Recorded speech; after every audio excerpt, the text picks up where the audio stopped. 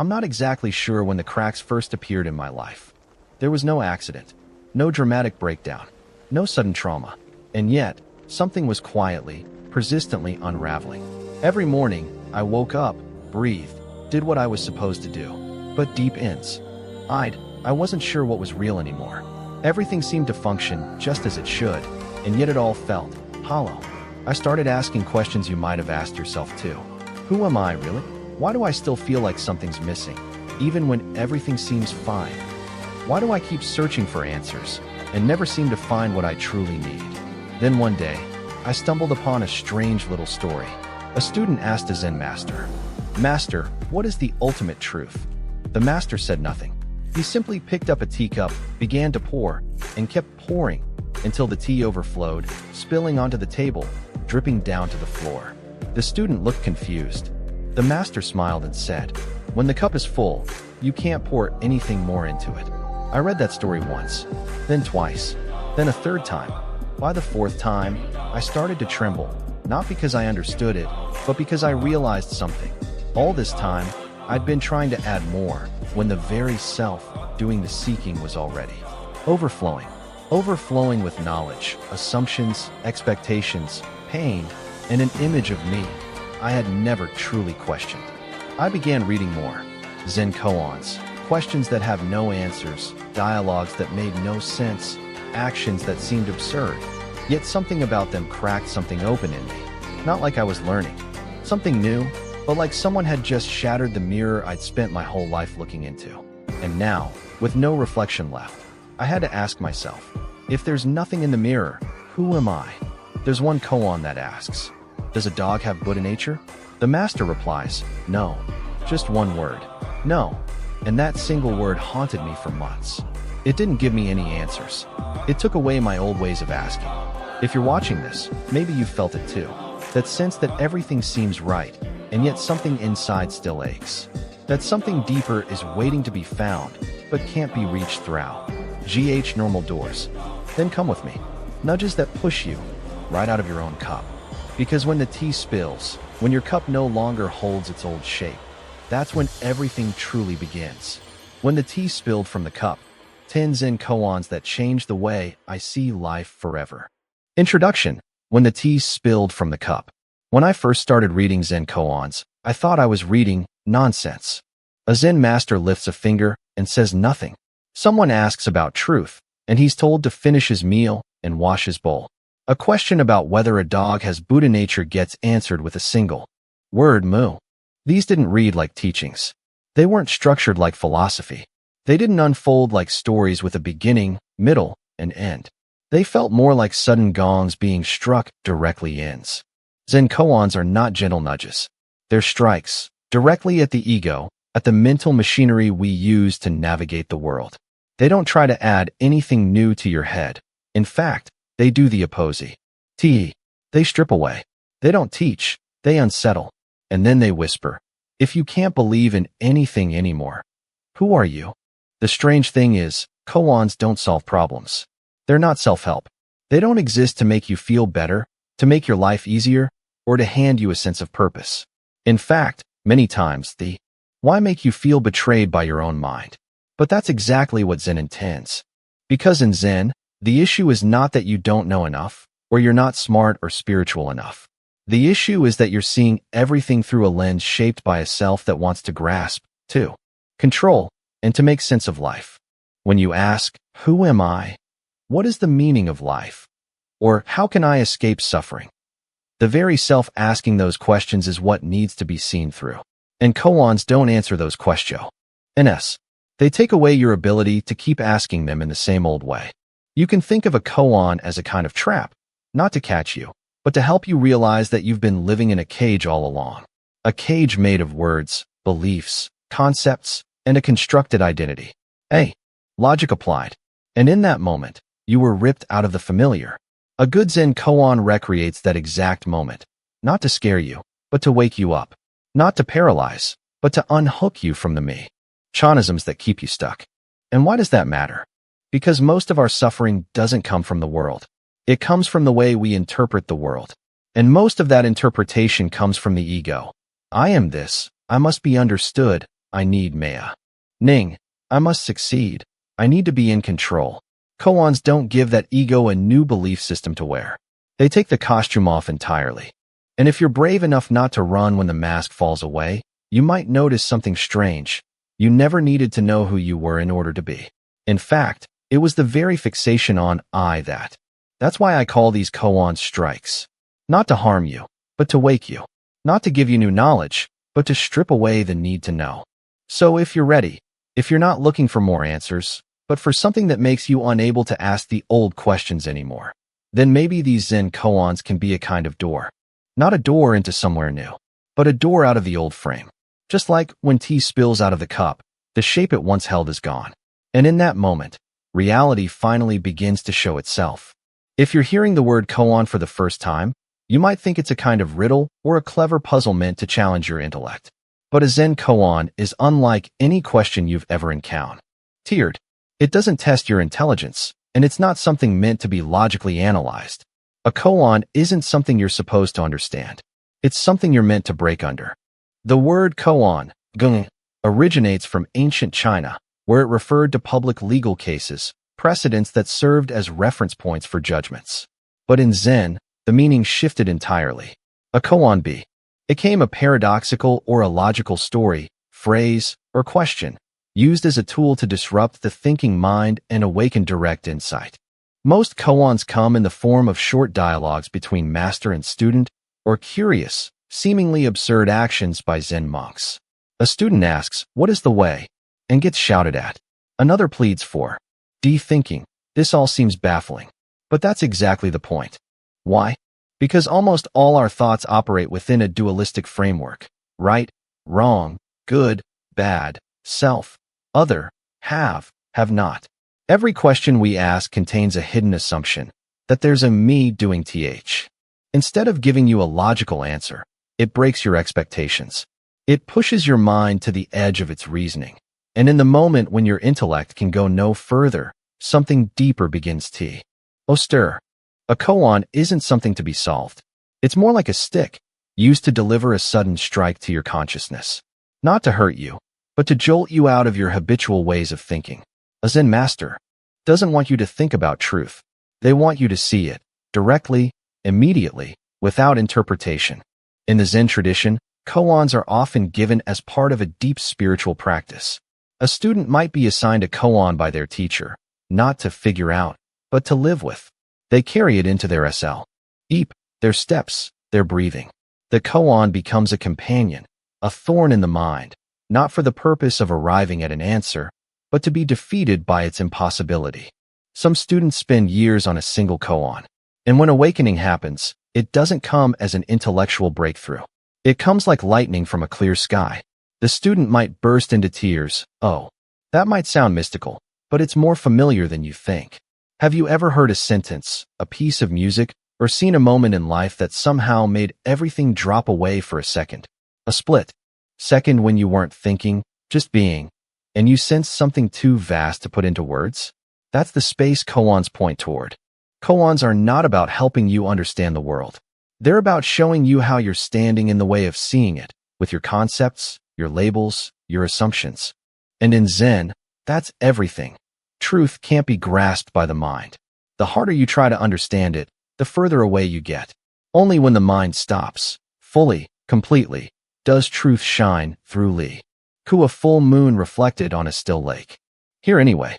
But if you do, if you dare to let an unanswerable question live inside you, one day, maybe, you'll laugh. Not because you found the answer, but because you realized you never needed one. And in that moment, the koan ceases to be a riddle. It becomes a mirror, not reflecting anything at all, yet somehow, when you look into it, you begin to truly see yourself. I thought I understood life. Until I read these words. I used to think I understood life. Not in the arrogant sense of figuring it all out, but in that quiet, unconscious confidence most of us carry. The belief that we know who we are, that we're living. If you speak, I will hit you. If you don't speak, I will also hit you. Just one sentence. Short, unexplained. But it struck my mind like a blow. I read it over and over, and I couldn't make sense of it. Why? Why would you be punished no matter what you do? What kind of hoist is that, where every option leads to a dead end. At first, I was disturbed by the riddle, but then I realized I was even more disturbed by the way I was reacting to it. That map, it wasn't a signpost, it was a boulder in the road. Immovable, indifferent, and for the first time in a long while, I had no idea which way to go. So I kept reading. Another koan asked, "Does a dog have Buddha nature?" The answer, no. Purpose wasn't to be reconciled. It was to be broken open. These koans weren't logical paradoxes designed to entertain or confuse. They were looking straight into me and saying, everything you think is foundational, your assumptions, your truths, are just dust on the mirror. And then they stopped. No further explanation. No new belief to adopt.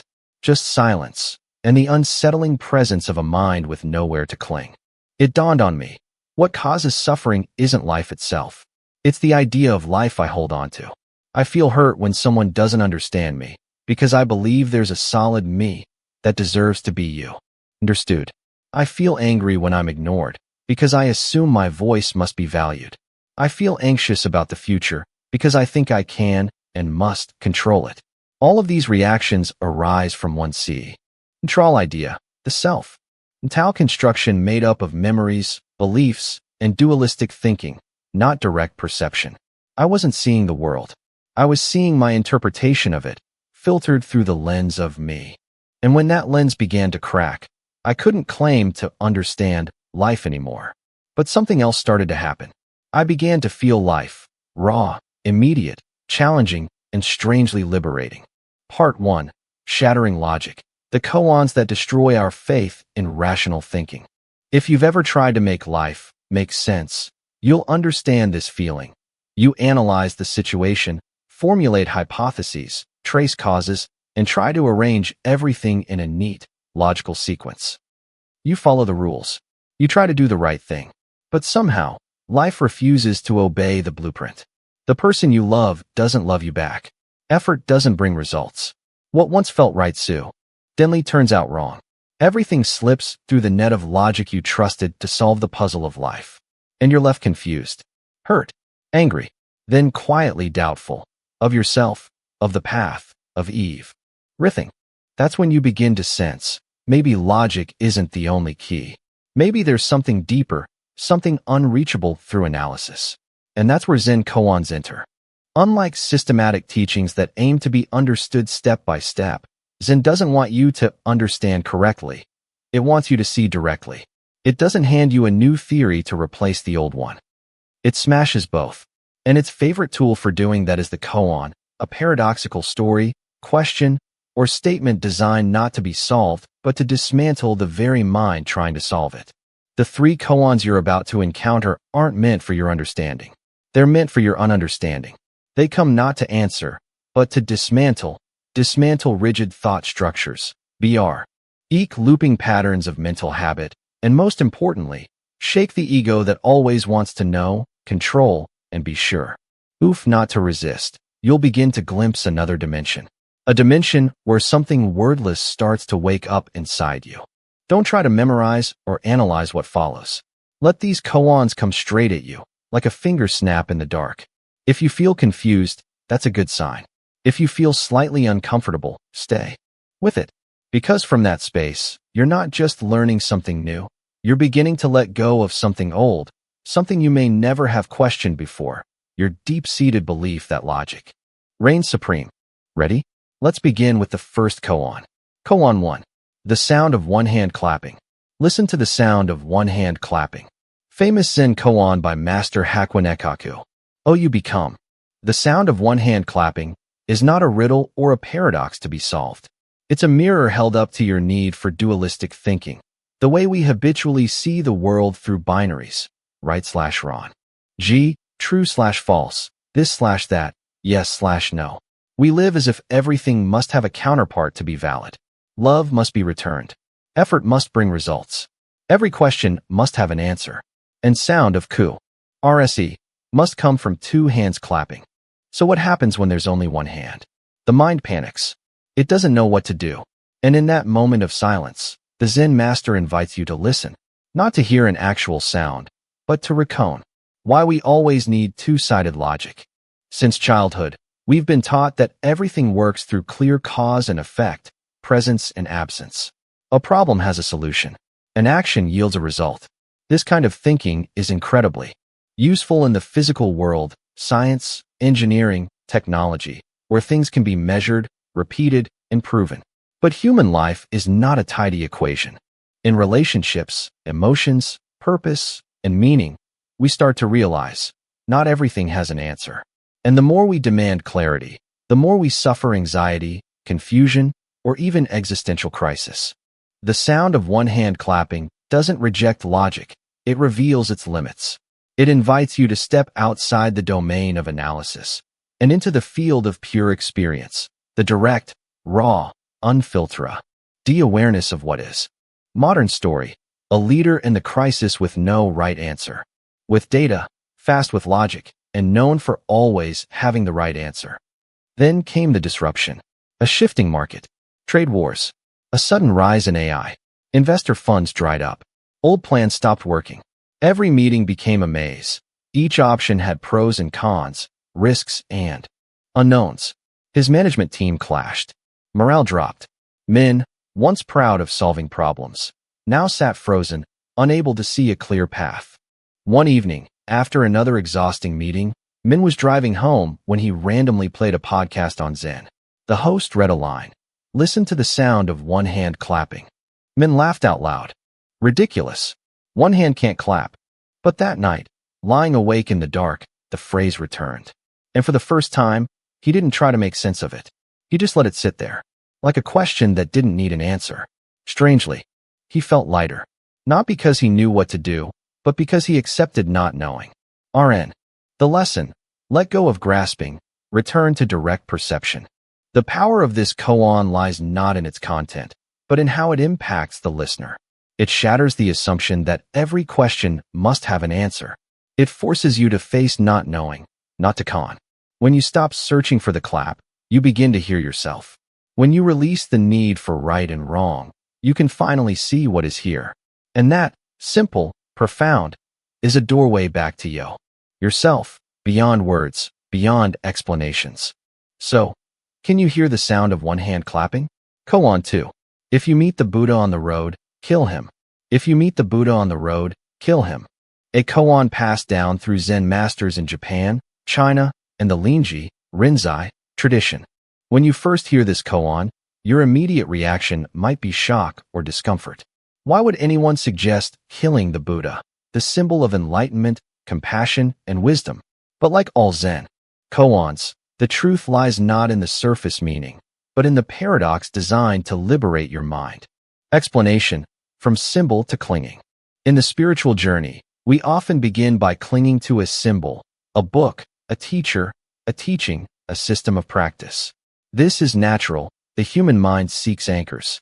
But the problem arises when we ache the finger pointing to the moon as the moon itself. We begin to idolize, to attach, to depend, to fear letting go.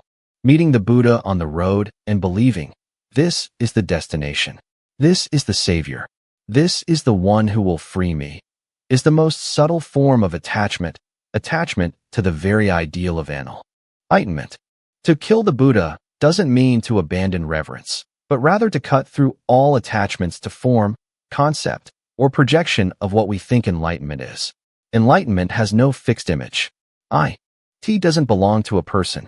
It doesn't lie in any particular method. It is beyond all descriptions. Modern story, the self-help seeker who got lost.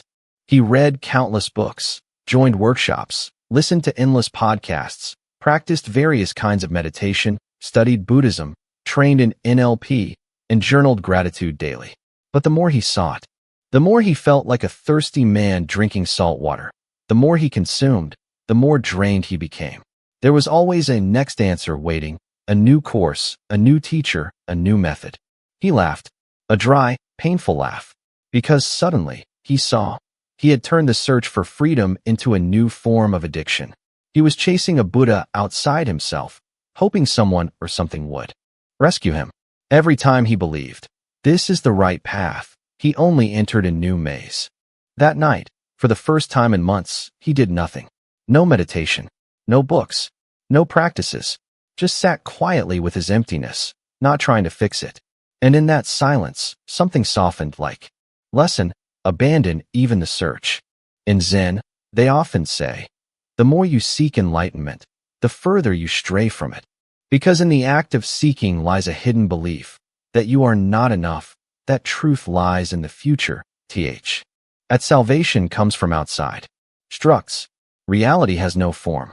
It can only be lived, never described.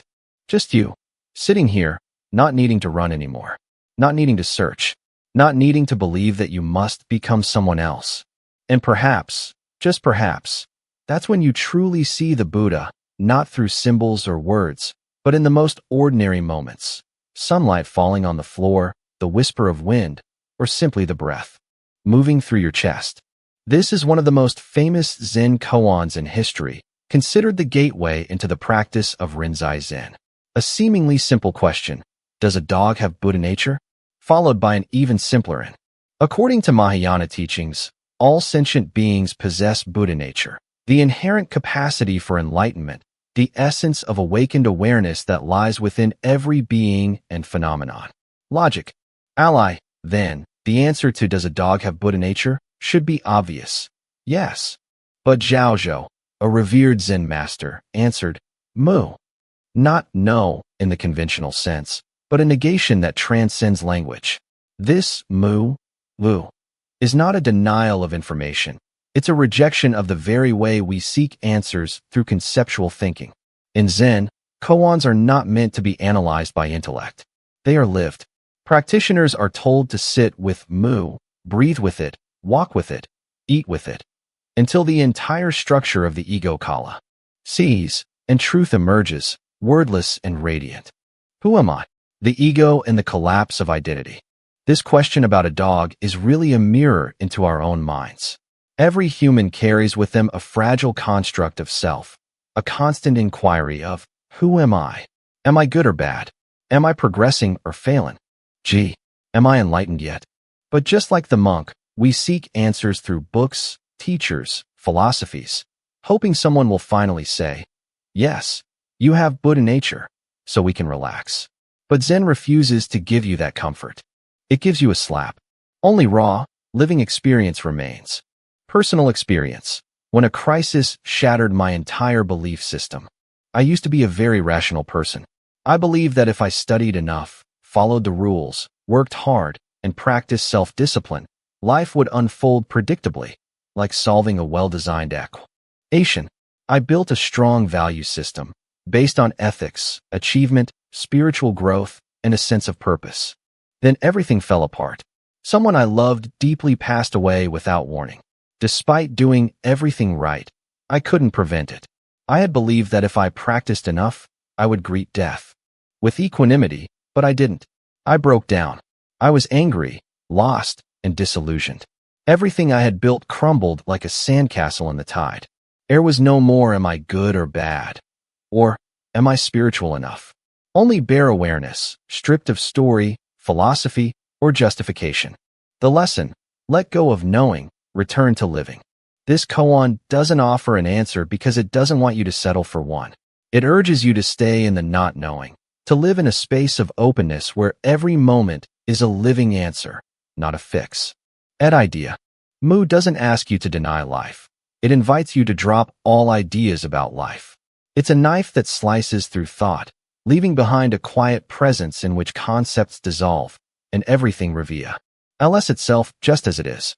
You stop asking, do I have Buddha nature? And instead you breathe, listen to the rustle of leaves, feel the silence of the room, look up at the open sky, and realize that nothing more is needed. When you've lived with Mu long enough, you begin to see there is no need for yes or no, because real life doesn't exist in such opposites. It reveals itself here and now, not labeled, not confer, but shining quietly like a beam of sunlight through the morning window. Part 2. Awakening through Paradox. Koans as mirrors that do not reflect. There came a point in my journey when I had read so much, thought so much, debated so much, and yet still felt something was missing. I was like someone standing in the middle of a vast library filled with spiritual knowledge, from the teachings of the Buddha to modern books on mindfulness, transformation, enlightenment. But the more I read, the more I realized I didn't really understand. I was merely interpreting. I began to realize some things cannot be understood through thinking, not because they're too profound, but because they lie beyond the reach of logical thought. It's like trying to describe the taste of tea using only chemical formulas. You can understand caffeine, tannins, and compounds, but unless you've actually tasted it, you don't really know what tea is. That's when I encountered Zen Koans that no longer felt like riddles seeking answers, but more like mirrors that don't reflect. When you look into them, you see nothing, and it is in that nothing something awakens. Words that seemed nonsensical, actions that looked absurd, dialogues that appeared so illogical, almost like someone playing a trick on your mind. But if you don't look away, you don't give up too soon, eventually something breaks open inside. Not an aha, like solving a puzzle, but a shedding of a thick layer of mental habits. In this part, I want to share 3 koans like that. Stories that at first seemed like cryptic ancient fragments, but later became keys that unlocked a new space within my mind. A space no longer limited by right or wrong, this or that, but defined only by direct knowing, or what Zen masters call seeing one's true nature without needing to name it. If the previous part was about shattering logic, this one invites us into a space that cannot be grasped, only touched. And in that space, paradox itself becomes a silent but powerful teacher. Let's step into the next 3 stories together. Koan 4. The finger pointing at the moon. There's a well-known Zen koan, the finger pointing at the moon. At first glance, it seems simple, but behind this image lies a profound truth about the spiritual journey. Master Huining once said, "Words are merely fingers pointing at the moon. Don't mistake the finger for the moon." In this metaphor, the finger represents teachings, scriptures, language, concepts, philosophies, all the tools that help guide us toward truth. The moon, of course, is the truth itself, the direct, unfiltered experience of reality.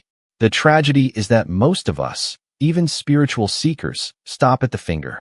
We read sutras, study philosophy, memorize definitions of impermanence, non-self, suffering, and the path.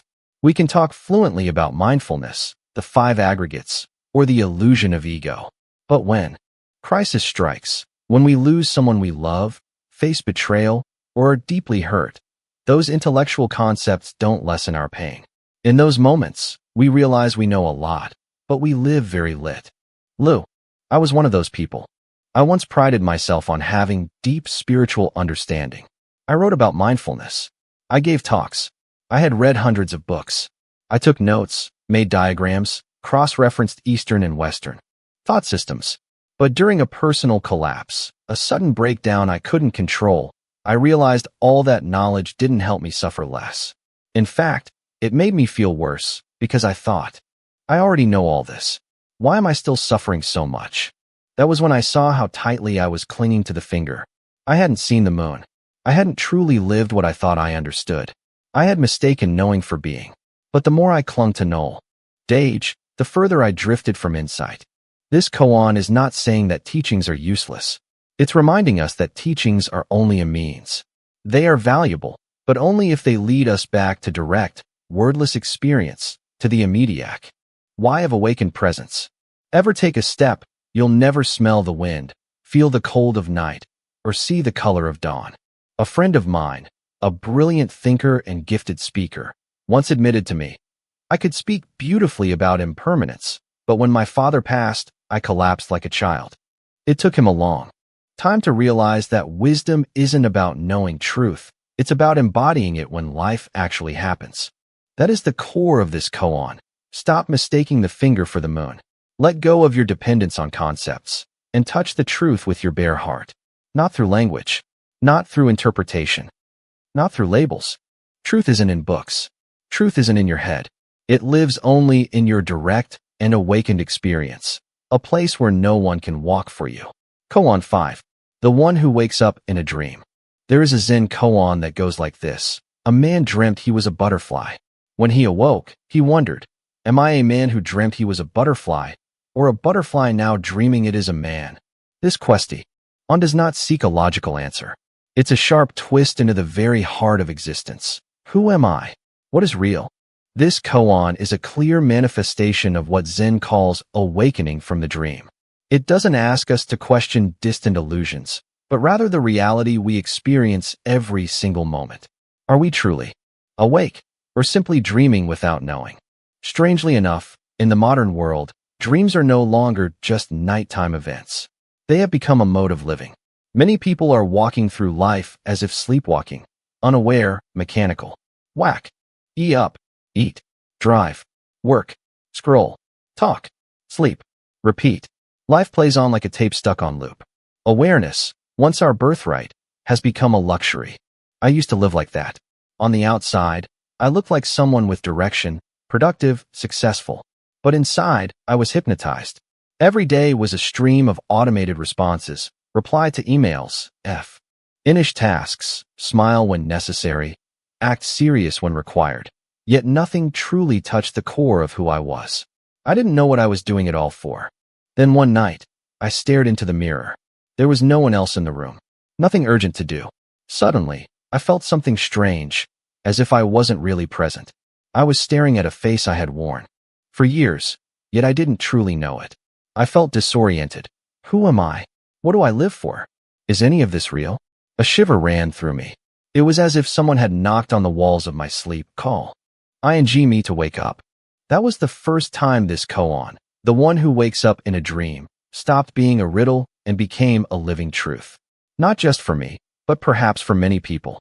Not a dream like fiction, but trance-like state of modern life. We are born, we grow up, absorb social ideas, pursue pre-written goals, and die, without ever truly waking up. Zen doesn't try to tell you what is real. It pushes you into a space where definitions collapse, where truth is not explained, but directly realized. When you do wake up within the dream, no one has to explain it to you.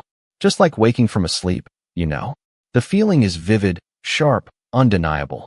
This koan isn't just a philosophical curiosity. It's a mirror.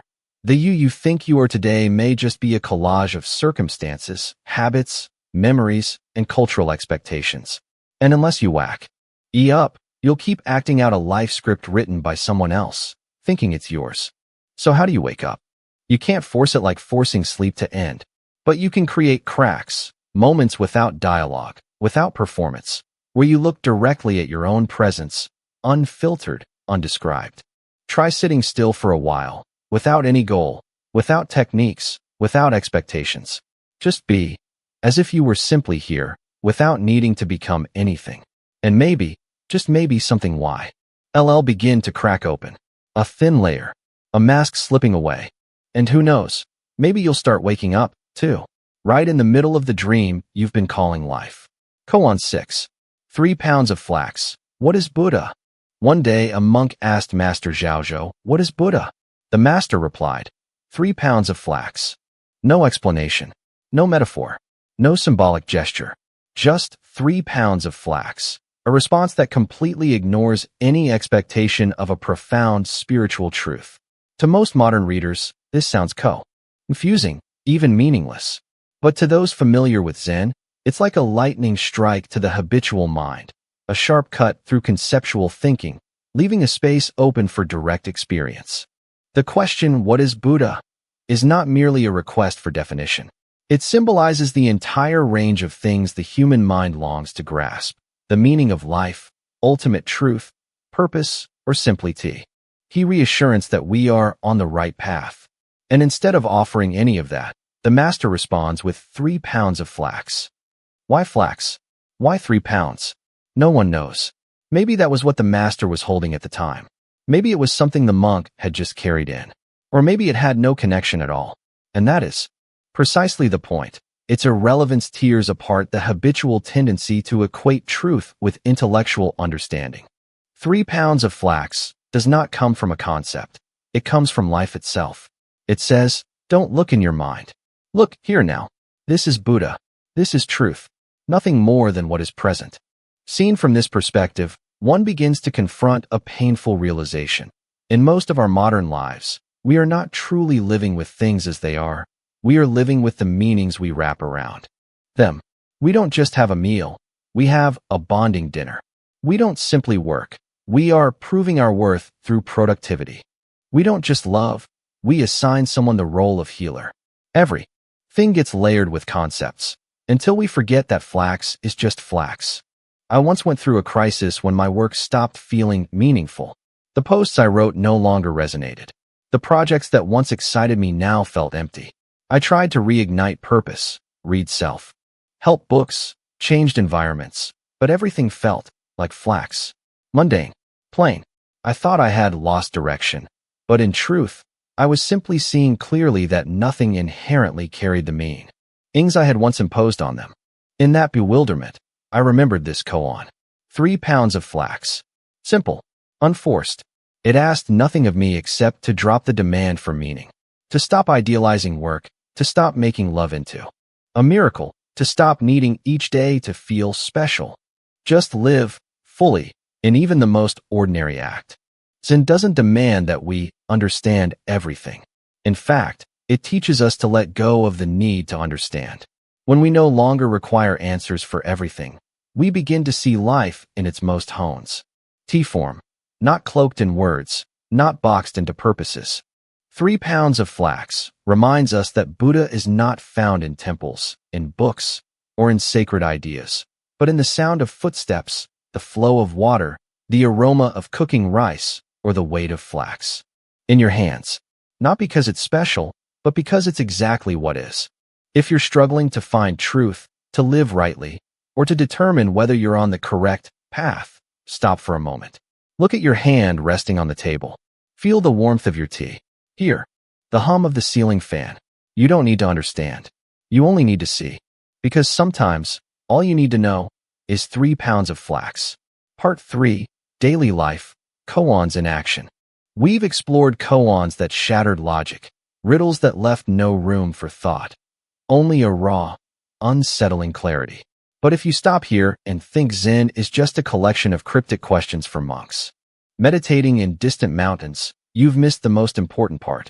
Zen isn't a philosophy to be analyzed. It doesn't live in books, nor in lofty lectures. Zen happens right now, in the act of pouring tea, typing on a keyboard, washing a dish, or looking into the face of someone you love. If Zen doesn't manifest in your ordinary, daily life, then it's not Zen at all. Many koans seem absurd, but in reality, they're deeply grounded. Some arise in the middle of fetching water, lighting a fire, or brewing tea. The answers don't come from figuring it out, but from LLY inhabiting the moment. That sounds simple, but it's precisely that simplicity we so often lose. In our modern world, where being busy is worn like a badge of worth, where every action must be efficient, meaningful, or productive, Zen feels almost invisible. Yet, in such a world, Zen becomes more vital than ever. It reminds us, you don't need to do anything to be yourself. You only need to see what is already here. I used to think I had to climb a mountain, find a mystical Zen master, and spend years in training to awaken. But some days, as I washed a single bowl, heard water flowing, watched soap bubbles burst, I found every question dissolve. There was no one left to awaken, and nothing to understand. Just life, whole and shimmering, in that quiet act. This part will walk you through 3 koans, not from caves or temples, but from the kitchen, the workplace, and even a tea ceremony. These koans aren't here to make you think differently. They're here to help you live differently. You don't need to do anything special. Just look at a cup of tea as if it's the first time water has ever sparkled. Just listen to someone without interrupting with you. Our opinion. Just show up. So if you're ready to step out of theory and into reality, where each act becomes a living koan, then keep walking. What follows may not give you any answers, but perhaps that's exactly the answer you need. Koan 7. After eating, wash the bowl. This is one of the most well-known Zen koans, and perhaps also one of the most deceptively simple. There is no sharp paradox, no cryptic dialogue, no dramatic blow to the ego like in the previous koan. Just a quiet instruction. After eating, wash the bowl. And yet, within that simplicity lies the full clarity and essence of Zen. The story begins with a young monk asking the Zen master, "Master, How should I practice in daily life? The master replies, when eating, just eat. When sleeping, just sleep. A few days later, the monk returns, still confused. But I already eat and sleep every day. Why does my mind still feel so restless? The master smiles. No, you eat while thinking and sleep while worrying. You've never really just eaten. Never truly just slept. This is the heart of the koan, total presence in action. It's not about anything grand, not about sudden enlightenment. It's about returning to the now, to the very moment we're living. A modern story, burnout and returning home.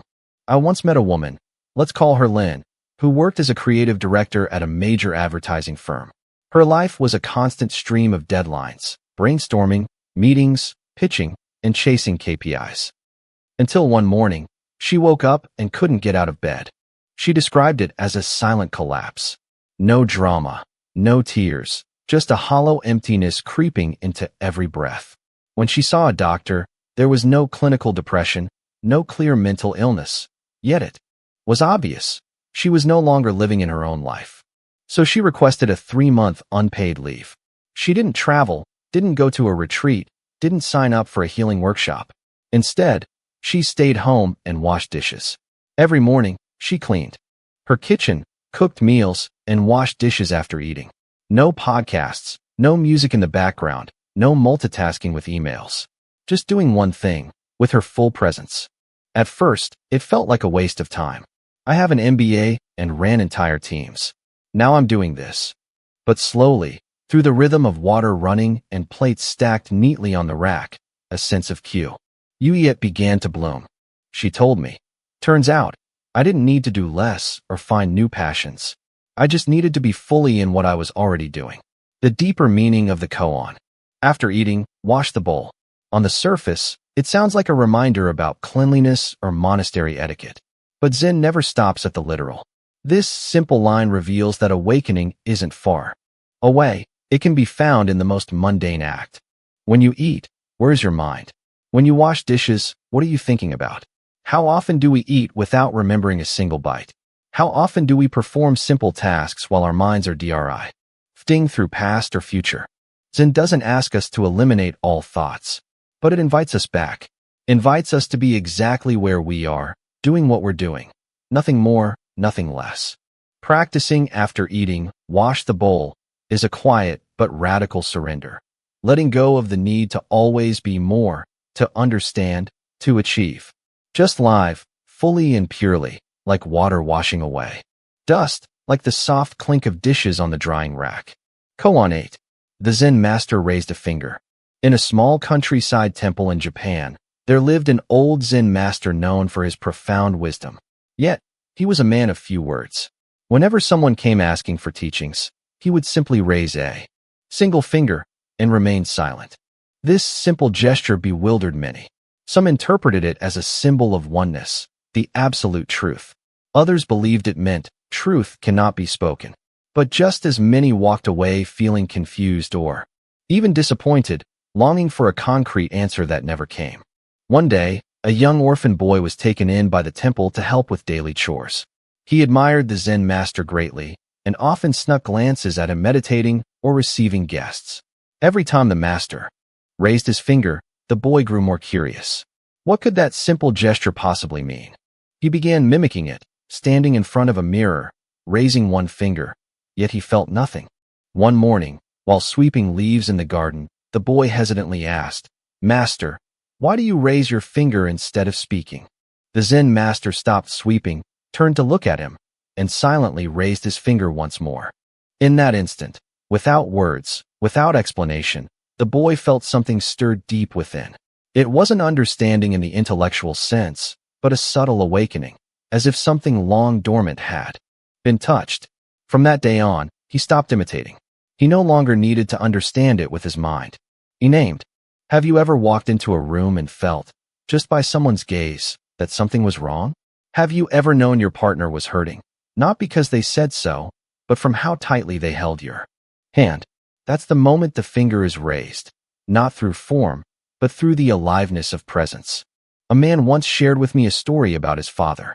Growing up, he always saw his father as cold, distant, emotionally unavailable. Every attempt to talk ended in silence or dry, logical responses. He grew up feeling unloved. Years later, when his father was hospitalized due to age-related complications, the man visited. Again, silence.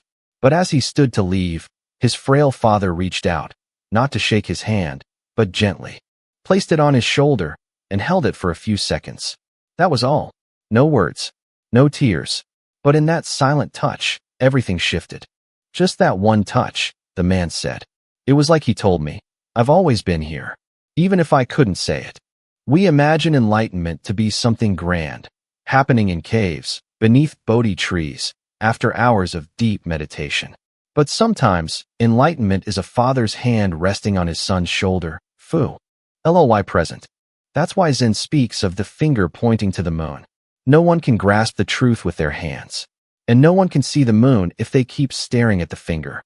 The raised finger is not the TR. People often ask me, if we don't use words, how do we help others understand? I usually respond with this very koan. Truth does not need to be understood. It needs to be lived. When you live fully, wholly, in your actions, your gaze, your silence, you become the Zen master raising the finger. And you need not say a word. Maybe someone you know is lost. Maybe they're empty, anxious, unsure. You don't always have to lecture, give advice, or hand them a self-help book. Sometimes, what they need most is a gaze that truly listens, a presence that doesn't judge, a gentle hand on their shoulder. And perhaps, in that moment, they too will awaken, not through logic, but through the quiet intuition of the heart.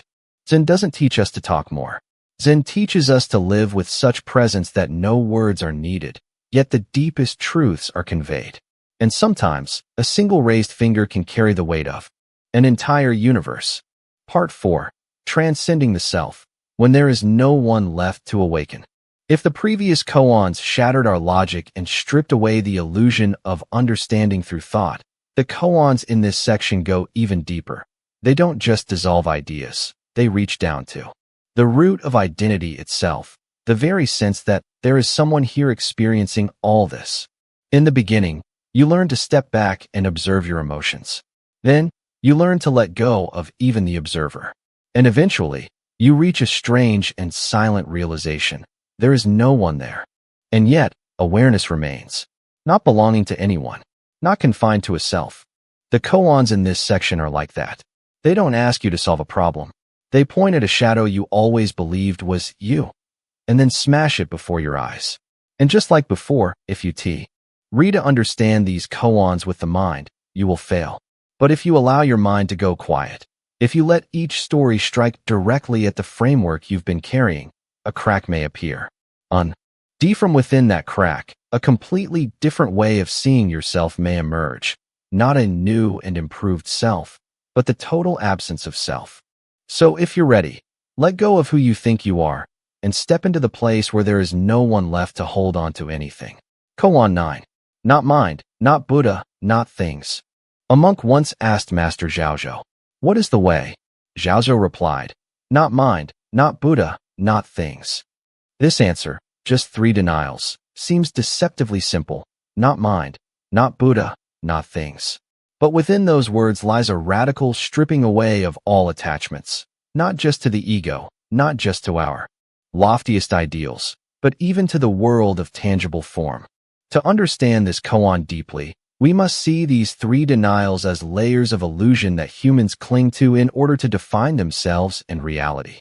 The first is mind, the sense of a personal self, the stream of thoughts, feelings, and inner narration we call me. How many of us have believed that we are our thoughts, our inner voice, our striving self? Next is Buddha, our ideals, our pursuit of awakening, our spiritual aspirations. When people let go of the small ego, they often grasp at a subtler one. I am someone on a spiritual path. I'm progressing toward enlightenment. But those are still rooted in a someone trying to get somewhere, still a form of grasping. Lastly, things, the world of form, name, and label. Even after we question our identity and our ideals, we often cling to the concrete. This table is real. I am really sitting here. This is reality. But the koan shatters even that. Not mind, not Buddha, not things. When all three hooks are gone, where are you? What is left? I had a friend who was once a creative director at a major company. For years, he identified as the idea guy, the leader, the visionary. When the company went through a crisis, he resigned, thinking it would be a chance to rediscover himself. But without a role, without a goal, without affirmation, he felt lost. At first, it was liberating, but then came the fog. No job, no direction, no applaud. He didn't even know what to create anymore, or for whom. He began wandering, journaling, reading about meditation. But the more he read, the more he realized he was using spiritual words as another form of escape, another identity. Then he stumbled upon this koan. Not mind, not Buddha, not things. And in that moment, something collapsed inside. It wasn't that he found an answer, but that he stopped seeking one. He no longer needed to define himself as unemployed, as spiritual, as lost. He simply sat, breathed, drank tea, walked in silence. And for the first time in years, he didn't feel the need to become anything. This is the great non, the vast negation that this koan points to. A complete letting go, leaving no foothold for the ego to stand on. It doesn't offer serenity or an enlightened self-image. It's just a vast emptiness where no one remains. And paradoxically, from that emptiness, a raw aliveness begins to emerge, not belonging to anyone, without labels, and needing no explanation. People often ask, if there's no self, no beliefs, nothing to cling to, what do I live for? The answer is, you don't need a reason. Life doesn't require justification. A flower doesn't bloom because tea's trying to be beautiful. The sun doesn't rise because it needs a purpose. When you stop labeling and stop chasing, what remains is a life unconditioned. That's the greatest freedom, and it's only when you're brave enough to lose every image of who you think you are.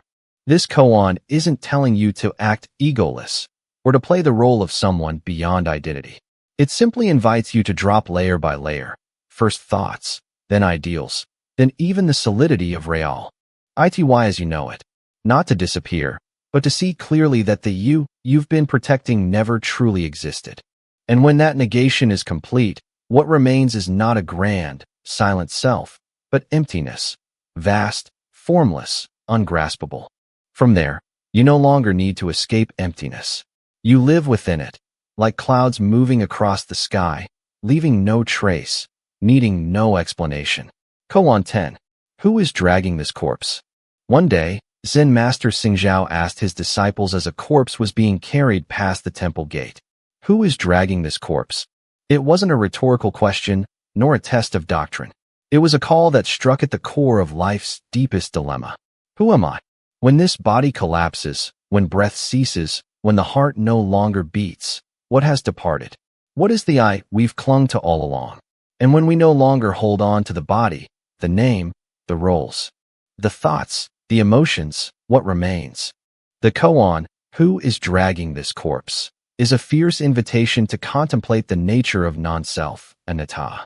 In Zen, there's no concept of an eternal soul as in many other traditions. Nor is there a true self, hidden deep within the layers of personality waiting to be discovered. Often, the only thing left is awareness of this very moment, belonging to no one. This koan is usually given at the final stages of practice. When the mind has released form, concepts, and knowledge, the question, who, begins to echo like an empty bell inside the practitioner's core. It cannot be answered with words. But it's not about escaping either. It's a direct blow to the center that has always said, this is me, that is mine. Modern story, a cancer patient and the liberation from the body. I once met a woman in her 50s who was diagnosed with terminal cancer. She had been a successful CEO, a mother of 3, a beloved wife, and someone who never surrendered to fate. When told she only had a few months left to live, she chose not to fight, but to meditate. Not because she was afraid, but because she wanted to understand. If this body is no more, then who am I? She told me. At first, I meditated to escape fear. But the more I sat, the more I saw, fear was just a wave. Beneath it was an infinite space, without me in it. I saw the body in pain, but no longer felt I was the body. I heard my children crying, but didn't feel I was the mother. I watched everything dissolve, yet inside there was a strange peace. No one died, because no one had truly existed the way I thought. She passed away a month later, but no one in the family saw her death as a tragedy. They felt as if something had blossomed, then gently floated off into the wind. The lesson: letting go, not to escape, but to see clearly. The koan, who is dragging this corpse, isn't just for those nearing death. It's for all of us, those still living, still identifying with body, emotion, thoughts, and roles. Anytime you're sad, angry, ashamed, anxious, ask yourself, who is experiencing this? Who am I right now? You might not find an answer, but in that silence, a door may open. A door to a freedom not bound by identity. When we no longer cling to a self, there's no one left to be hurt, no one to protect, no one to fight for. Only life flowing. And you, like a clear stream, moving through all of it. No one is dragging this corpse, because no one was ever truly there. Part 5. Mindfulness in Impermanence. When everything falling apart is a gift. Perhaps all of us have had a moment when life seemed to collapse. A loved one passed away. A relationship ended. A dream shattered just when we thought we had grasped it. In those moments, we don't think of meditation. We don't think of enlightenment. We think of something deeply human. Why is this happening? But it is precisely in those moments, when there's nothing left to hold on to, when everything we trusted has been swept away, that a door might quietly open. Not a door to answers, but to a new kind of seeing. That falling apart isn't the end, it might be the beginning. That within impermanence lies a truth we cannot grasp with the mind, but one we can live with the heart. Zen doesn't offer comforting answers, but it might point us to this. Even when there's nothing left to cling to, something remains: awareness itself. The koans in this section are not here to help you avoid pain. They're here so you can look directly at it and walk through it, as someone waking up in the midst of a storm. Because sometimes it's the storm itself that teaches us how to come home. Let us now enter these stories, where falling apart is no longer something to fear, but a hidden gift no one asks for, and yet everyone needs. Koan 11. Everything will pass. A bowl cannot hold water. A Zen student once came to his master and asked, "How can I preserve the moment of peace I just experienced in meditation?" The master didn't answer directly. Instead, he handed the student a bowl and said, "Go fetch some water from the stream." The student obeyed. But by the time he returned, much of the water had already drained out. The master told him to try again, more carefully. Still, the water slipped away. The third time, he instructed, "Hold it tight." The student clutched the bowl close to his chest, walking slowly. But, again, as before, the water leaked and was gone. The master smiled. "Now you see. No bowl can hold flowing water. Just like you cannot preserve any moment, whether it's peace, pain, or fleeting joy. Everything will pass." This simple koan reveals one of the most essential truths: impermanence. Each of us carries a bowl, the desire to hold on to something. A memory, a person, a feeling, an old version of ourselves. But no matter how beautiful, wide, or sturdy the bowl is, the water still escapes. Life still flows. We cannot stop it.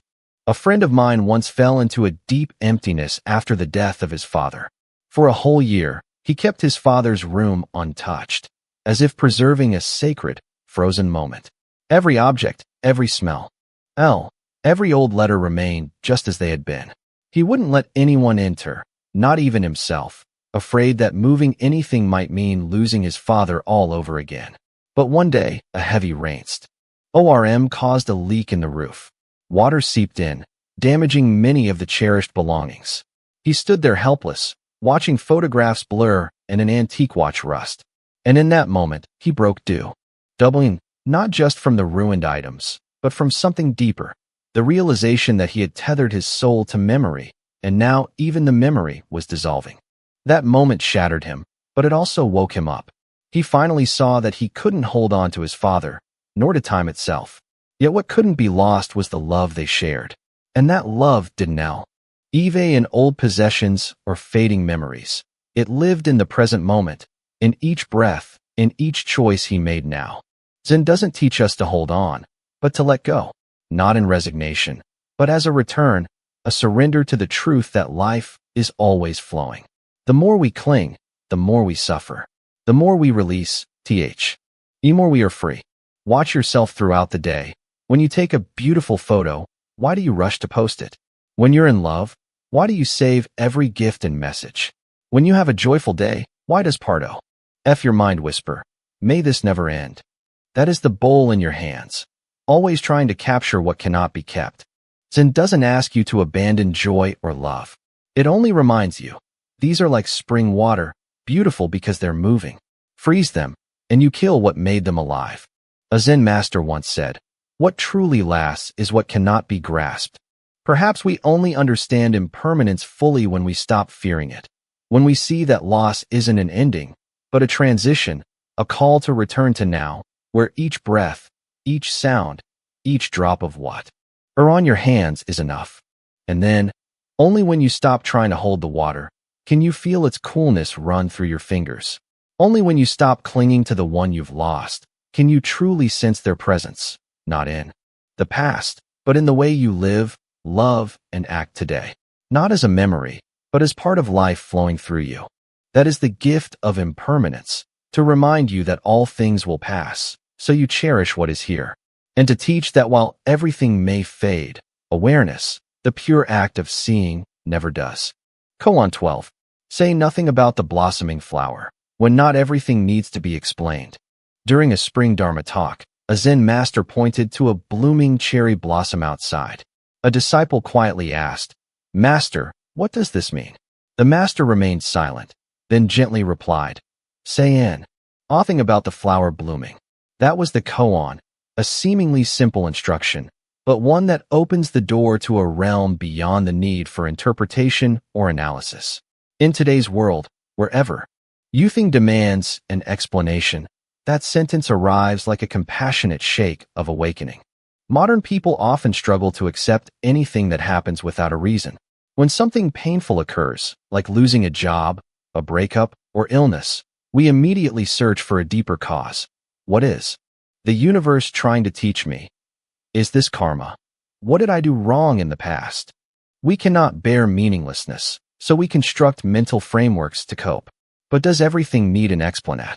Ion, does a blooming flower need a reason to be beautiful? Or is it simply beautiful in its pure presence? The following story comes from a friend of mine, a woman in her 30s who had worked at a prestigious multinational company. For years, she was considered irreplaceable on her team. Then, one day, a wave of layoffs came without warning. No prior notice, no clear signs. She spiraled into crisis, not just because she lost her job, but because she couldn't understand why. What did I do wrong? What message is the universe sending me? What is the lesson here? These questions haunted her day and night. She wasn't only grieving the loss, but also tormented by her inability to explain it. One day, while cleaning out an old drawer at home, she stumbled upon a small notebook, her journal from 10 years earlier. As she flipped through the pages, she laughed. Desires, worries, anger, all NGS she once wrote with such intensity now seemed like mere scribbles. The things that had once stolen her sleep no longer held any weight. And in that moment, she realized, not everything must be understood to be let go. Some things just need to be left alone. Like the flower blooming, it doesn't need to be understood or held on to. In Zen, there's a unique attitude toward reality. It does not demand meaning. It does not try to label things as good or bad. An object, an event, just is. Our suffering does not come only from moi. When we stop trying to understand everything, something begins to happen. The mind settles. Sadness doesn't disappear, but it no longer screams. We stop forcing ourselves to extract the lesson and let life teach us, on its own time, in its own language. In that silence, a deep transformation can take place, not through knowledge, but through presence. The flower still blooms, whether we understand it or not. The sun still rises, whether we're happy or in pain. Rain comes without reason and leaves without a message. Life moves in its own way, and some. At times, the wisest part of us is not the one that explains, but the one that knows when to be quiet. Say nothing about the flower blooming. That's not just advice, It's an entry point into a life no longer obsessed with grasping. When we stop needing to understand, we can finally begin to live. Part 6. Not seeking, not escaping, sitting with yourself. There comes a stage on the spiritual path, after we've wrestled with the ego, faced loss, grasped the nature of impermanence, and confronted the illusion of self, when we suddenly realize there's no thing left to cling to and nothing left to run from. The mind stops. No more resistance. No more striving. No more trying to fix yourself or become better. And in that stillness, something new opens up, quiet yet vibrant, empty yet complete. Zen calls this sitting with yourself, not chasing enlightenment, yet not dwelling in ignorance, not needing anything extra to feel whole, because this very moment is already full. In the modern world, this may be the hardest thing of all. The mind behaves like a machine of endless seeking, chasing achievement, meaning, validation, inspiration, and when exhausted, it switches modes and starts fleeing from discomfort, boredom, silence, or uncertainty into phones, entertainment, distractions, or distant dreams. But the awakened one does neither. They simply sit with themselves, with what is, not adding, not subtracting. The koans in this section don't offer grand philosophical ideas. They're often deceptively simple. But that's where Zen shines most brilliantly, in radical simplicity, in presence without commentary, in a clarity that doesn't need explanation. You'll meet characters who no longer argue with life. They don't struggle against fate. They don't judge themselves. They don't seek applause. They don't demand to be understood. They simply live, and live fully, in each passing moment. And perhaps, in the silence between the lines of the stories that follow, you might realize something too. You've gone far enough. There's nowhere else you need to go. Koan 13. Sitting and doing nothing. The lion in the cave does not hunt. There is an old Zen koan about a master who spent his days sitting silently in a cave, doing nothing. When someone asked why he didn't go out to teach or help the world, the master simply smiled and asked, "Aid. The lion in the cave doesn't need to hunt. It only needs to roar, and the beasts tremble." That answer didn't come from arrogance, but from a quiet depth, a place where mere presence is already complete. In the modern world, doing nothing is often seen as laziness, as avoiding responsibility. We're taught that our worth depends on how much we produce, how many goals we achieve, how much attention we attract. Every minute, our minds are pushed forward, toward what needs to be improved, done better, faster, more. We become machines that aren't allowed to stop. And then one day, we break down, not from a lack of skill, but from forgetting how to simply be. I once met a 35-year-old woman, a senior manager at a multinational company. She was always the first to arrive at the office and the last to leave. For years, she never allowed herself a true day off. Not when sick, not during holidays, not even on her birthday. One day, she collapsed at her desk. The doctor said it was a nervous breakdown. The strange thing was, after the collapse, she didn't feel sadness. She just felt empty. She told me, "It turns out I've never really lived. I've only been running." During her recovery, she sat still, truly still, for the first time in 20 years. No self-help books, no online courses, no inspirational podcasts, just sitting by the window, watching the light. Meditation is not about doing something special.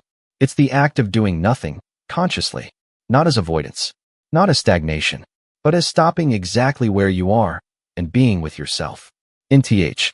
E. Koan of the Lion. The beauty is not in the words, "the lion does not hunt," but in the deep truth that, when we truly are ourselves, without striving to become anything, our mere presence carries as. Childhood. We've been programmed to always strive. But what if there's nothing left to strive for? What if what we seek has never been outside of us? Stillness is not a goal, it is our nature. When a lake is calm, it doesn't need to be taught how to reflect the sky. When the mind is still, wisdom naturally shines. No analysis needed. No explanation. And just sitting. Just being. I once thought I had to change the world. Help many people. Do great things. But over time, I realized, maybe what the world truly needs is someone who can sit quietly. Not chasing. Not resisting. One brave enough to do nothing and see everything as it is.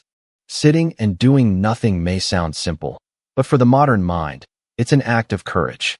It's a refusal to keep running, a step out of the invisible race between egos, a return home after a long W. Endearing. And when you can truly sit, not to reach enlightenment, not to heal, not for anyone, then perhaps you've touched the deepest thing in Zen. So, if one day you feel deeply tired, try sitting still. No goals, no expectations. Do nothing. And maybe, in that not doing, you'll begin to see everything. Koan 14. No need for enlightenment. When not seeking is still seeking. In a famous Zen Koan, someone asked the master, "How can I attain enlightenment?" The master replied, "If you are still asking, you won't see it." The man pressed on, "Then what should I do?" The master smiled, "Nothing at all. Just stop seeking." That answer sounds paradoxical.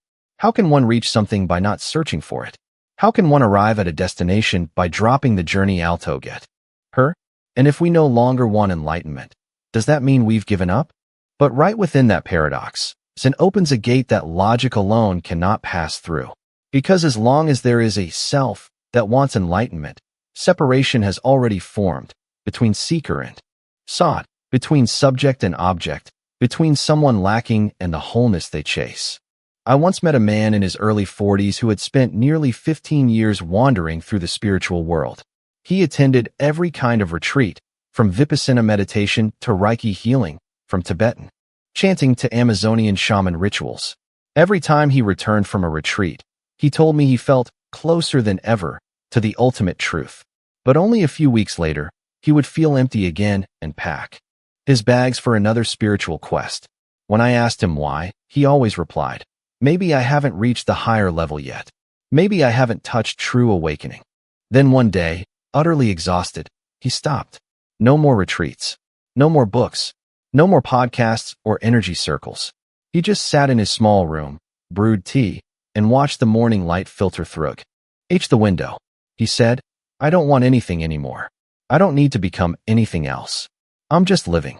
And at that moment, something subtle, nameless, appeared. There were no fireworks, no chakras opening, no divine bell from the heavens. Just a stillness, a simple presence, the very thing he had chased all those years.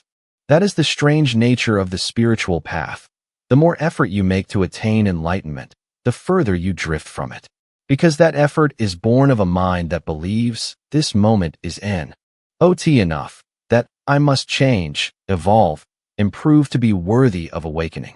But Zen is not about becoming someone. It's about returning to what already is. When you truly release the idea of becoming, you return to simple being. And in that being, enlightenment is not something attained, but something recognized. It's like searching for your glasses, forgetting they're already on your nose. The more you search, the more confused you become. The harder you try, the further it seems. But when you stop, exhale, and let go of the chase, you might suddenly laugh. It was never gone.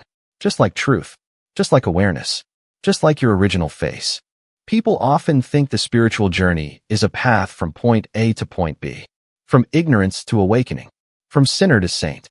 But in Zen, every effort to seek carries a shadow, the shadow of a self, still manipulating the journey. And as long as that self exists, division remains. Yet enlightenment cannot exist outside the present moment. And the present moment doesn't need to be reached, it just needs to be lived, without the filter of expectation. There is a Zen saying, when you no longer seek, everything is already here. It's not that you gain something grand. Rather, you stop needing anything grand. And that is liberation. Enlightenment doesn't arrive as a reward. It isn't granted to the most deserving, nor denied to the unworthy. It doesn't follow a moral system or hierarchy of practice. It simply appears when the seeker pairs her technique, but more letting go. You don't need the next step, but simply to stop. If you are on a journey seeking peace, awakening, or liberation, ask yourself, who is the one that's seeking? And if you sit with that question long enough, without rushing to answer, without to analyze, you may discover that no one is really seeking. There is only life, being. Zen doesn't deny effort, but it doesn't cling to effort either. Zen doesn't reject the path, but it doesn't idolize the destination. Zen simply invites you to look into this moment, not through the yes of a seeker, because, very likely, you were never lost to begin with. Part 7. Living in the world, like a lotus in the mud. There's a common misconception that meditation is a form of escape, that those who practice it are turning their backs on life, retreating into forests, living in isolated monasteries far from the noise. It's no coincidence that Zen masters of old were not always in hiding. They once held government posts, farmed the land, carried water, or sold goods on the street. They stepped into the marketplace and many who first touch the path of meditation go through a phase of wanting to let go of everything. They dream of leaving the city, deleting social media, quitting their jobs, or cutting off from fam. Drama. This is natural, an instinctive reaction when the pressures of life feel overwhelming. But if we only know how to run away, the peace we think we've found will be fragile, only existing in conditions free from conflict or challenge. And real life doesn't spare anyone from mud. So, true practice is not to escape, but to stay grounded. Not to reject the world, but to love it with a heart spacious enough, with eyes clear enough, and with a presence that doesn't waver. You can be tense meetings, and yet, there, they remain present, still, and anchored. Like the lotus, it doesn't need to escape the mud to give off its fragrance. Koan 15. Entering the marketplace with empty hands. There is a famous Zen Koan that describes a Zen master descending from the mountain and entering the bustling marketplace with nothing in his hands. He carries no teachings, no objects, no power or prestige. Yet, when he returns, it is said that he brings the whole world with him. How is this possible? How can someone return with everything, while taking nothing? Why are empty hands a symbol of fullness? In the modern world, especially for those in business or high-pressure careers, this koan is not just a distant spiritual metaphor. It holds a direct relevance for those caught between the pursuit of success and the fear of losing themselves in the process. A man, let's call him Long, was once a highly ambitious entrepreneur. He had everything: wealth, reputation, and commanding presence in every nego. I can no longer live authentically. Long turned to meditation as a way to find balance. At first, his motivation was still transactional. He meditated to reduce stress, improve decision-making, increase efficiency. But over time, in the quietness of sitting still, he started to see something deeper. The constant seeking mind was the very source of his suffering. During a long retreat, while walking silently through a forest path, he heard a Zen teacher say, "The awakened one can enter the marketplace with empty hands, carrying nothing, but lacking nothing." That sentence struck him like lightning. He realized how much he had been carrying all along: ideas, goals, reasons, ambitions, images of himself, and how all of that was weighing him down. After a period of sincere practice, Long returned to work. But this time, not to win, not to prove anything, not to chase results. He worked simply as a way of living, not as a battleground for identity. Why? When he walked into meetings, he no longer carried defensive strategies. He listened more deeply. When he met partners, he didn't try to control the outcome, but observed the flow of the moment. He began to live with what Zen calls mushin, a mind of no clinging. And strangely, from that space, everything started to align. Relationships became more genuine. Decisions emerged naturally. Most importantly, he no longer felt trapped in the loop of always needing more. The koan of entering the marketplace with empty hands does not teach us to escape the world. It teaches us how to fully engage with it without being entangled. In the messy marketplace of life, the true practitioner is not the one who hides in seclusion, but the one who can stand in the center of it all, give everything wholeheartedly, and remain inwardly free. This is not detachment in the cold NSE, but a form of unconditional participation. Such a person returns with the whole world, not because they possess it, but because they no longer draw a boundary between themselves and life. They are one with all things, through a love that does not grasp. When you meditate and bring that awareness into your work and relationships, you will discover that true success doesn't come from what you hold on to, but from what you can let go of. It's not that you stop acting, but that your actions are no longer driven by fear or lack. When you stop chasing and stop resisting, only then can you be fully present, and from that presence, offer the most authentic version of yourself. And that is why empty hands are a symbol of fullness. They hold nothing, yet are ready to receive anything.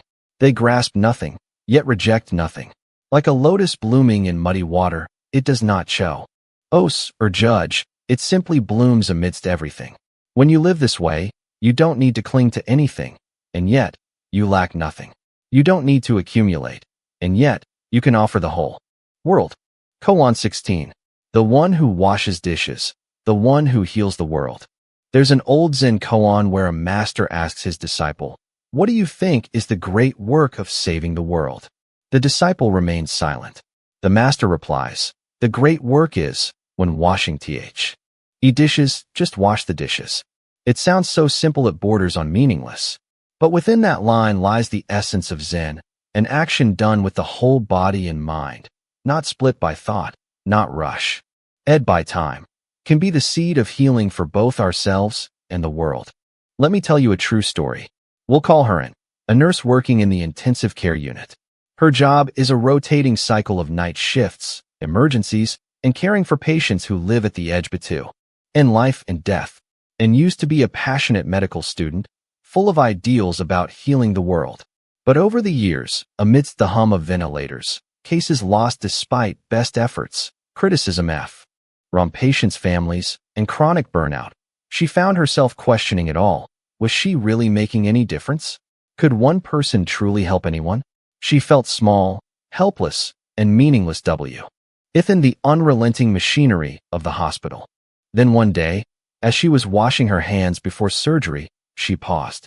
Her hands, dripping with water, trembled slightly under the stream, and a line from a book on meditation she had read long ago hold in her mind. When washing your hands, just wash your hands. When breathing, just breathe. When present, be whole. The line promised nothing, explained nothing, and yet it didn't need to. From me, or about the long shift ahead. She simply focused on the person before her. When washing her hands, she truly just washed her hands, without using the moment to plan her day or carry the weight of Escher. And strangely, something shifted. Not in the hospital, it remained the same, but in her. There was a quiet space inside. That presence began to ripple outward. A patient who once yelled at her suddenly held her hand and smiled. A doctor, normally cold and aloof, asked how she was doing after a long shift. And once, looking into the eyes of someone about to pass away, she didn't feel pain any more, just the profound presence of life in its final moments, whole, silent, and beyond words. And story isn't a miracle. It's not the kind of inspirational tale you'd find in a movie. It's simply a return to the present moment, a return to oneself. And when we are truly present, even the smallest action becomes sacred. In a world where everyone wants to do something big, change society, be influential, make a difference, we sometimes forget what the world may truly need is someone who simply washes dishes with their whole heart. Meditation doesn't have to be silent stillness on a mountaintop. It can be changing a diaper with reverence, listening to a friend with full attention, without judgment, mopping the floor, cooking ding an email, signing a contract, without losing yourself in the process. These aren't extra acts of meditation. They are meditation when done with awareness. They don't demand you be extraordinary, they only ask you to be real. And sometimes, in the most ordinary, repetitive days, when life feels like a never-ending cycle, a simple act, done with mindfulness, can be the flicker of a candle that lights up the soul. A person washing dishes is not a small figure in society. That person may be healing the world, quietly, yet profoundly. Because presence, when truly lived, spreads, like the scent of a flower needing no advertisement. And yet reaching everyone. Part 8. Melting into everything. When there's no side left to return to. There comes a moment on the spiritual path when all striving, all notions of attaining or becoming, dissolve. Not because we've reached some final goal, but because the very idea of a goal is no longer needed. We no longer see ourselves as someone going somewhere. There is no longer the question of who am I or how should I live. There is no seeker and nothing left to seek. Only life itself, raw, unpolished, effortless, unnamed as either enlightenment or ignorance, untouched by good or bad, beyond both escaping and chasing. At the deepest level, the way is not a road with a destination, but the collapse of all distinctions between right and wrong, inside and outside, self and no self. The koans in this section are no anjur meant to open insight, nor to break attachment. They simply point you back to what is, requiring no fixing, no polishing. The mind doesn't need to reach stillness, because even its trembling eye's stillness. Actions need not be good, because even the unskillful, when clearly seen, dissolve into suchness.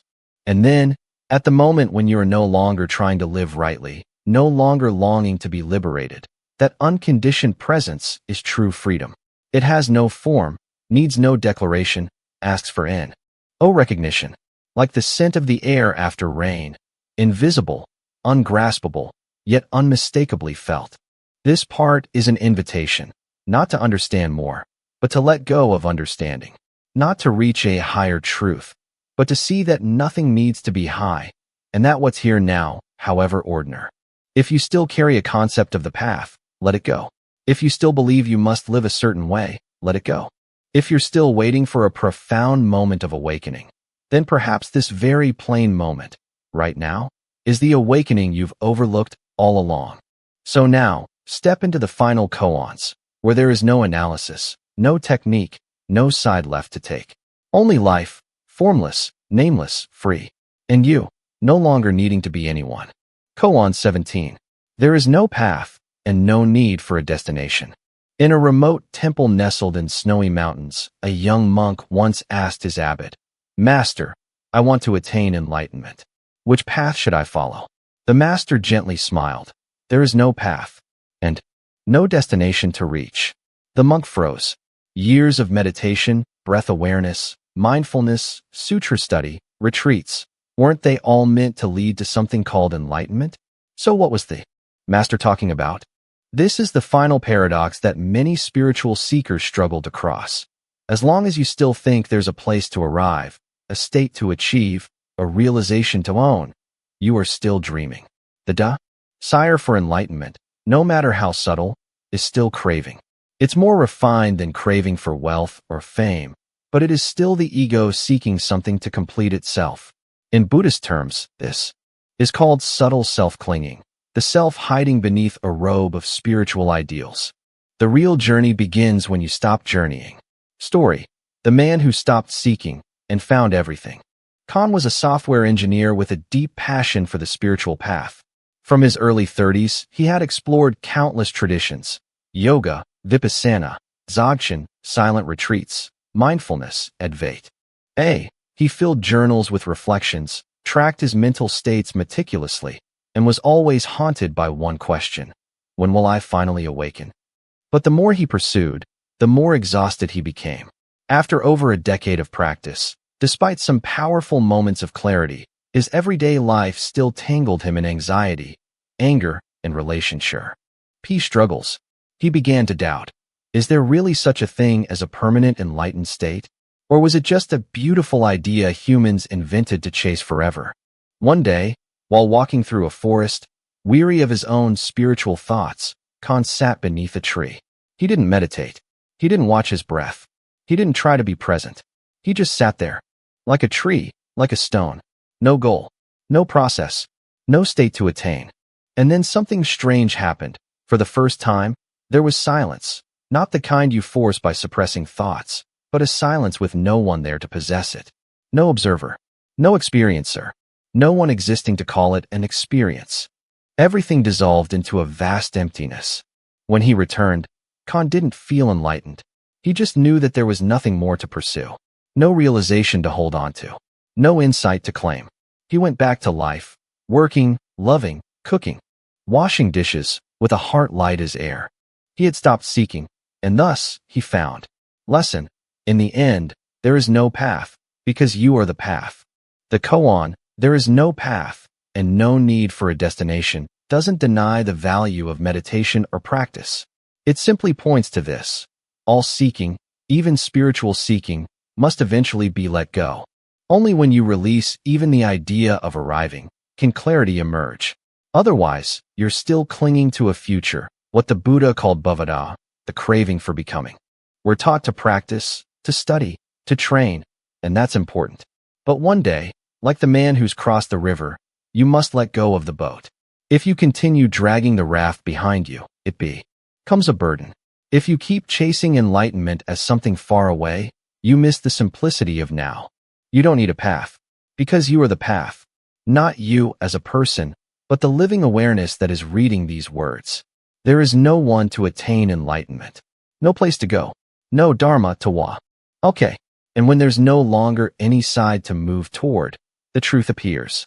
When there's no one left to awaken and nothing left to awaken to, that is awakening. Koan 18.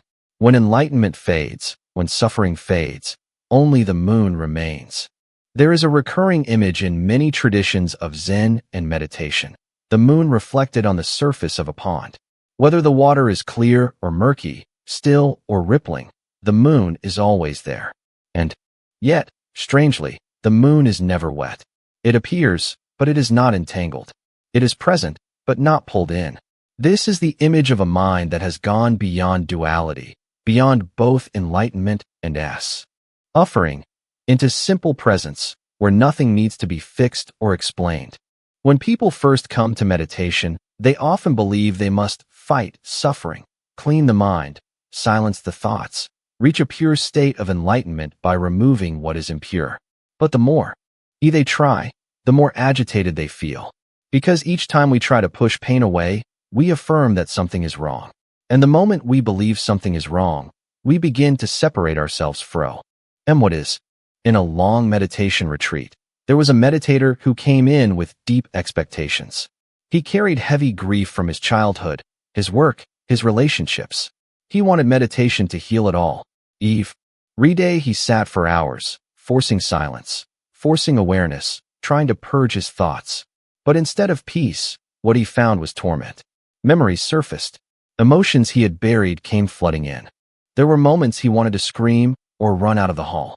Then one morning, exhausted and no longer able to resist, he simply sat, with the pain, the memories, the fear, the sound of birds outside the window. No longer trying to change anything. No longer clinging to silence or mindfulness. He just sat. And something remarkable happened. A strange spaciousness opened. Everything became clear, but no longer overwhelming. Emotions were still there, but they no longer crushed him. He felt no need to owe anything about them. And in that moment, he remembered what his teacher often said. When enlightenment fades, when suffering fades, only the moon remains. In the deepest view of Zen, enlightenment and suffering are not opposites. They are both aspects of experience. The more we try to separate them, the more lost we become. But when we see through the illusion of both, clinging to neither enlightenment nor fear, we return to a pure, wordless presence. The moon is always there, reflecting in every pond, but never wet. It does not need the water to be still. It simply shows up. The real question isn't, how do I reach enlightenment? But who am I still trying to become? Because the very effort to become, to get somewhere, to achieve something, is the source of suffering. In this koan, there is no room for striving, no room for secretly hoping to become a better person, a more spiritual meditator, or even free. When all layers of identity fall away, when there is no one left striving or resisting, what remains is not someone better, but a deep, pure presence as vast and gentle as moonlight. A student once asked a Zen master, "When I've let go of everything, what is there left to practice?" The master smiled and said, "When the moon appears, do you still need to light a lantern?" Practice is not about adding anything, but about letting go until there's nothing left to release and no one left doing the releasing. Only presence remains. Only the moon. This doesn't mean we become passive or disengaged. In fact, it is the most vivid aliveness, because when we stop running or reaching, we begin to meet each moment completely. Chopping vegetables is meditation. Washing your hands is meditation. Feeling sorrow, without trying to push it away, is also meditation. No longer needing to rise above, we simply see clearly. And in that clear seeing, everything changes. Perhaps enlightenment is not something lofty or distant. Perhaps it's not even a destination. Maybe it's simply this, sitting in the dark, realizing the moon has always been shining. Nothing to fix. One to become. Just returning to this life, exactly as it is. And when that happens, enlightenment fades, suffering fades, only the moon remains. Final part, when the tea spills from the cup. There has been an image quietly accompanying us from the beginning, the teacup. At first, the cup has a clear shape.